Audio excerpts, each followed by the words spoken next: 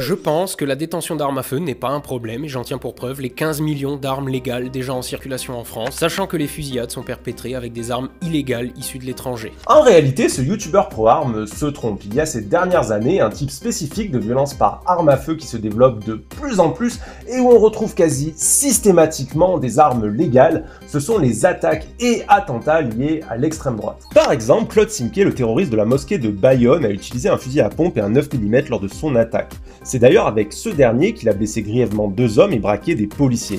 Eh bien, ces 2 armes étaient des armes déclarées qu'il avait obtenues grâce à sa licence de tireur sportif. Autre exemple, même histoire, Valentin Marconne qui a abattu 2 personnes en 2022. C'était lui aussi un tireur sportif en club et l'arme qu'il a utilisée pour ses meurtres était parfaitement légale. Plus récemment, on a encore vu le schéma se répéter avec William Mallet qui a tué 3 personnes à Paris. Ce que nous savons, c'est qu'il était tireur dans un club de sport, qu'il avait déclaré de nombreuses armes. Alors aujourd'hui, on n'est toujours pas très sûr de la légalité de l'arme qu'il a utilisée, mais on sait au moins qu'il l'a obtenue par un autre tireur de son club de tir sportif, ce qui crée un lien causal plutôt net entre le milieu du tir et l'attentat. Malheureusement, cet armement légal des terroristes d'extrême droite, il s'observe pas que chez des individus isolés, mais aussi presque systématiquement lorsque des groupes sont démantelés. Ça a été le cas par exemple lors des perquisitions concernant les néo-nazis du groupuscule Honneur et Nation qui voulaient commettre des attentats contre une loge maçonnique et le ministre de la Santé Olivier Véran.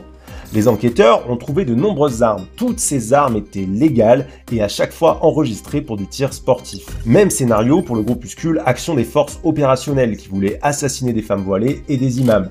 La majorité de leurs armes étaient détenues légalement grâce à des licences de tir sportif et des permis de chasse. Voilà, c'est que quelques exemples, je peux pas tout mettre, il faudrait un documentaire d'1 heure. Par exemple, pour parler aussi des armes à poudre noire obtenues légalement, comme celle utilisée par Loïc Le Priol lors du meurtre de Martine Aramburu, un type d'arme très facile à acquérir qu'on a pu retrouver par exemple dans des groupuscules survivalistes et néo-nazis comme la famille Gallican. En tout cas, ce qui apparaît clairement dans tous ces exemples, c'est que la filière légale est au cœur de l'armement des terroristes d'extrême droite ces dernières années. Donc oui, les 15 millions d'armes en circulation posent déjà problème, elles tuent déjà, et c'est factuellement faux de dire que le danger des armes à feu viendrait uniquement des milieux clandestins.